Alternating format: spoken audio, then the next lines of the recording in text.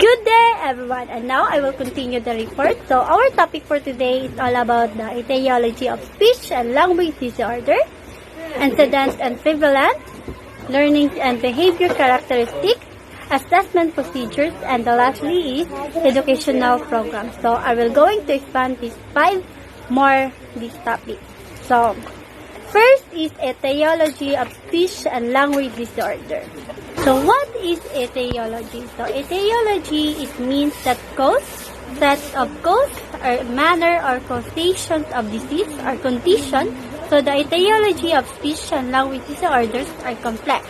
The cause can be functionally like environmental stress and can be also be organic in the case of sleep paralysis. So etiology factors are traced to brain damage or the cause the secondary mental retardation, hearing loss, ADHD or attention deficit hyperactivity disorders, and learning disability, autism and schizophrenia, cerebral palsy, sleep palate, and vocal cord inquiry, disorder of the palate, and Gill's dilatory syndrome. So that is the etiology. So how about the antecedent and prevalence? So prevalence and antecedents are frequently confused. Prevalence refers to the proportions of persons who have a condition at or during a particularly time period. So whereas antecedents refer to the proportions or rates of persons who develop a condition during a particularly time period.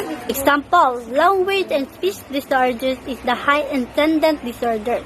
In considering intended and prevalent figures, we have to take note of that fact that there are strong relationships between communication disorders and the learning disabilities, and the primarily disabilities should be identified.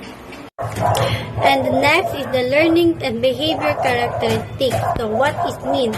Learning is the process by which of one acquire, ingest, and store or accept information. The main characteristic of learning that is the process of obtaining knowledge to change human behavior through interaction, practice, and experience. I have a characteristic of learning disability. So difficult in focusing attention, remembering information, regulating one's behaviors, mastering academic tasks, making friends, and difficult in performing life skills, appears unmotivated, below average intelligent. So we have a characteristic of students with learning behavior disability include they may be inconsistent learners. For example, difficulty attending to the tasks, picking out important details or main idea, language use, organization, reasoning, conceptualizations, and generalizations. We call an application to be learned information. So that is the characteristics of students with learning behavior disability. We proceed to the assessment procedure. So assessment procedure is the structured and contains exact statement for each individual assessment. So the individual assessment steps are defined here. Also defined are the expected assessment results, as well as the regulations about assessment preparation and post-processing. Assessments are generally used to justify a diagnosis for any charge associated with a specific visit. So, and are sent to health plans, lab vendors, and HIS alike. Assessments are relatively simple data points. They include only assess date and diagnosis code. So, like assessment procedures for all the types of disability, the following steps are described by the Special Education Division, Bureau of Elementary Education of the Department of Education. So, we have 2 examples here. So, first is the free referral intervention and multi-factors evaluation. So, what are free referral intervention?